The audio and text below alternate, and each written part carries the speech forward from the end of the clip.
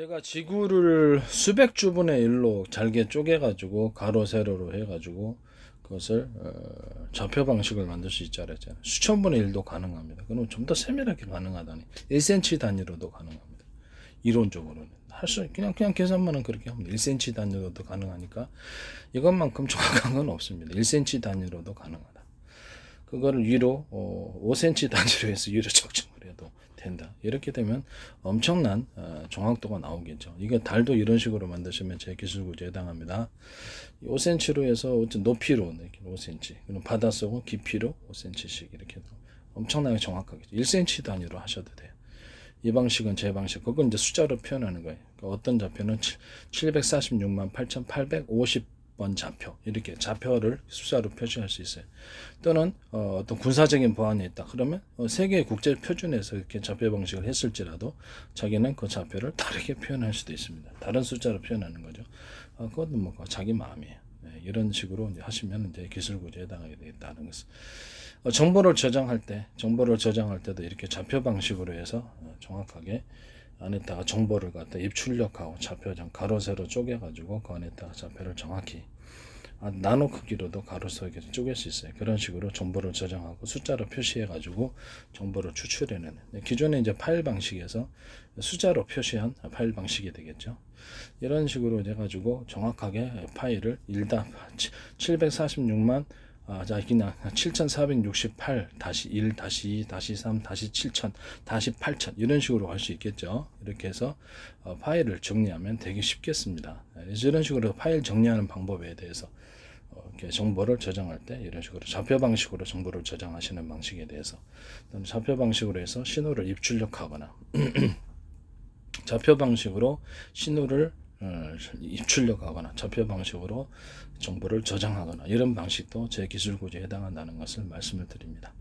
또는 이런 좌표 방식을 사용하셔가지고 컴퓨터를 프로그래밍 하셔도 제 기술 구조에 해당한다는 것을 다시 한번 말씀을 드립니다.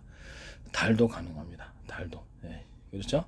저는 두 가지 방식이라 사전 좌표 입력 방식으로 해서 지구를 수천분의 1로 더 잘게 수만 조분의 1로도 쪼갤 수 있습니다. 쪼개가지고 1cm 단위로도 가능합니다. 이런 식으로 한다 그랬죠. 그다음 어떤 공장이다, 기계다, 공간입니다. 그러면 그것도 1cm 단위로 정확히 공장 안의 내부를 짧게 그 좌표 방식으로 설정을 해서 프로그래밍 하셔야 되겠죠. 사전 좌표 방식이 그 안에 들어가 있어 로봇의 움직임을 제어를 할 수 있는 거. 이쪽 경로로 가서 이쪽 경로로 간다. 이쪽 경로, 이런 경로를 정할 수 있다는 거죠. 이런 방식으로 좌표 방식으로 경로를 정하시는 방식에 대해서는 그것이 자율주행 차량이 됐든 자율주행 로봇이 됐든 자율주행 드론이 됐든 좌표 방식으로 이동 경로를 정하는 그런 자동차, 드론, 기계, 로봇, 비행체 모든 것은 제 방식에 해당한다는 것을, 배도 마찬가지. 배도 무선으로 조종할 수 있습니다. 이런 방식은 제 방식에 해당한다는, 가정용 청소 로봇까지도 마찬가지입니다. 아주 호텔의 서비스 로봇도 이런 식으로 좌표 방식으로 움직이는 것을 선택하신다면 저한테 기술료를 지급하셔야 됩니다. 그 다음에 그 두 가지, 하나는 또 다른 방식은 자신을 기점으로 해서 전파를 하나의 다양한 파형, 하나의 파형이 아니라 다양한 파형을 전파를 쏜다. 또는 그것이 적외선 전파를 쏜다. 또는 레이저를 쏜다. 이렇게 될 수도 있겠습니다. 레이저도 여러 군데 각도를 해서 여러 군데를 한꺼번에 쏘는 경우, 그것도 제 기술 구조에 해당이 돼요. 360도도 가능하고 위아래도 가능합니다. 높이를 알아야 되니까요. 위아래 높이 같은 걸 알고 이렇게 해서 측정을 하는 방법. 이렇게 해서 전파를 여러 군데 쏴서 거리를 측정하고 나의 이동 경로를 정하는, 자율주행 로봇이다. 이동 경로를 앞에 장애물이 있으니까 우로 피해야 되겠죠. 이렇게 피하고 동선을 갖다 자기 스스로 결정해서 움직이는 그런 자율주행 로봇, 자율주행 자동차, 자율주행 비행체, 드론, 배, 이런 것들은 다 가정용 로봇도 제 기술고, 좌표 방식으로 해서 정확히 물건의 위치를 파악하고 그 면적 같은 것도 파악하니까, 이 정도 넓은데 내가 이렇게 해가 이 A 좌표로 가가지고 이쪽으로 가서 이건 면적이 넓으니까 이쪽으로 좀 해야 되겠다, 이런 게 나오죠. 면적이 좁으니까 이건 조금만 움직여도 되겠군, 이런 방식이네. 이 좌표 방식으로 해서 면적을 물체의 면적이라든지 크기를 분별을 하고 그에 따라서 자신의 이동 경로를 우로 움직였다가 앞으로 갔다 앞으로 직진했다가 왼쪽으로 움직이 이런 이동 경로를 정하는 자율주행 로봇, 자율주행 차량, 자율주행 그다음에 드론, 자율주행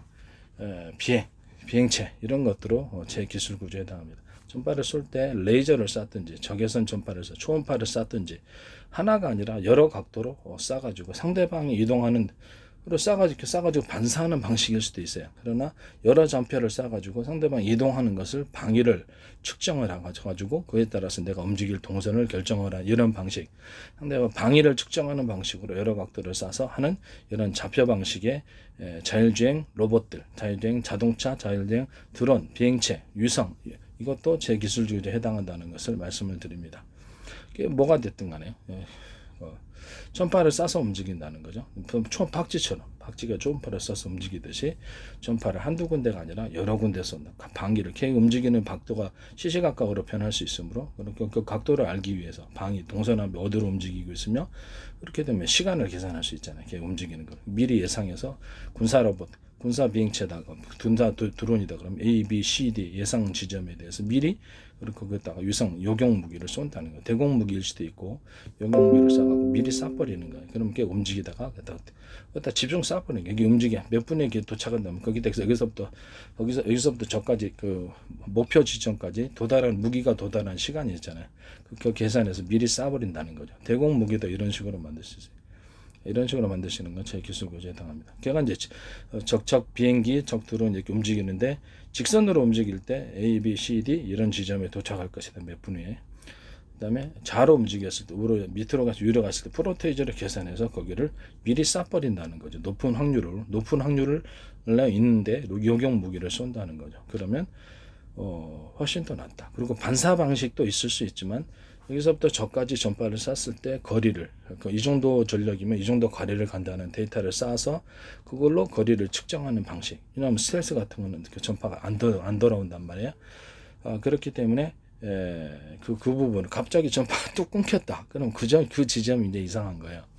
그 지점을 해갖고 옆으로도 또 쐈더니 옆에서도 끊겼다. 그러면 이렇게 움직임을 예측할 수 있는 거겠죠.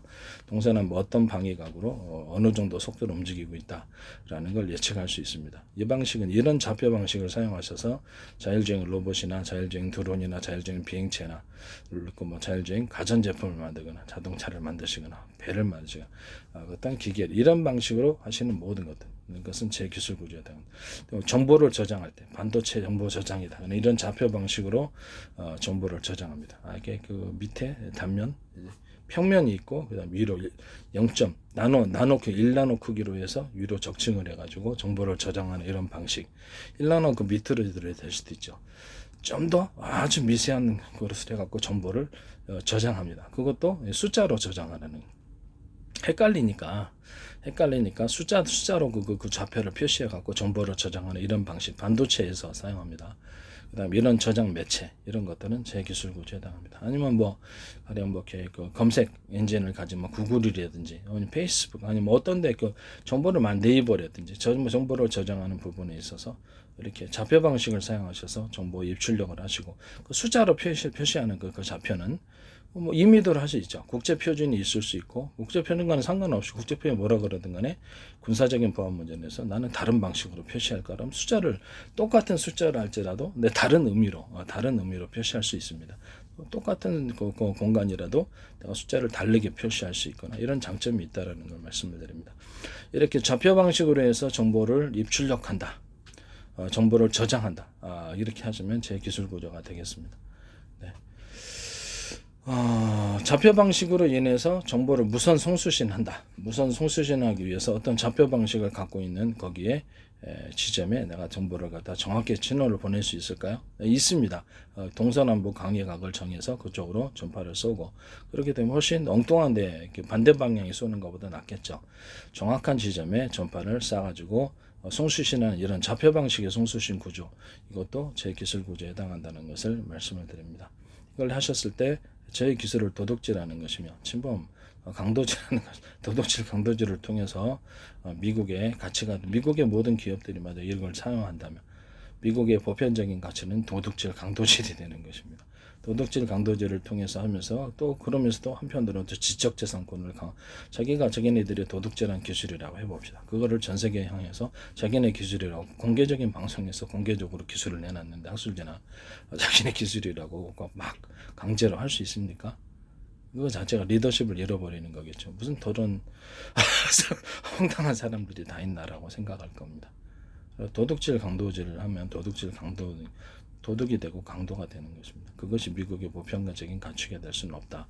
정당하게 기술을 사셔서 자기네 기업에 도둑질하지 않도록 또 전 세계 기업이 그것을 또 한국이든 한국 삼성이 됐든 LG가 됐든 현대 기아차가 됐든 포항제철이 됐든 이런 방식으로 제품을 가공하시거나 중국이 됐든 또 현대 기아차가 됐든 일본 기업이 됐든 이런 방식으로 이렇게 하시면 그렇죠. 그 세관에서 차단시켜서 그 무역 적자가 해결됩니다. 합법적으로.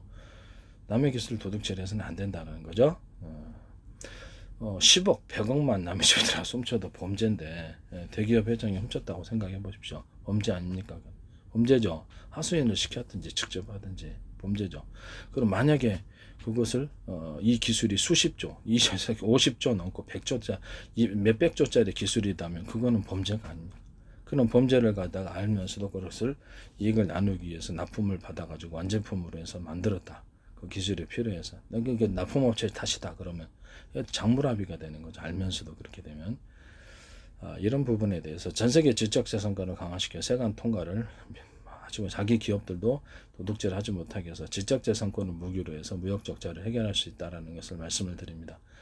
무역 역조를 해결할 수 있다. 경제 전쟁을 한다 그러면 반드시 지적재산권이 정당한 권리를 통해서 획득되고 정당한 권리를 다 보고 있다면 아무리 교묘하게 해도 도둑놈 교묘하게 하는 거 그러면서 아무도 인정하지 않고 어차피 망할 미국이라면 뭐를 힘들게 저런 사람들과 같이 일을 하거나 끝까지 목숨 바쳐서 저거 진다라고 생각을 했을 때 과연 끝까지 가겠는가를 생각합시다.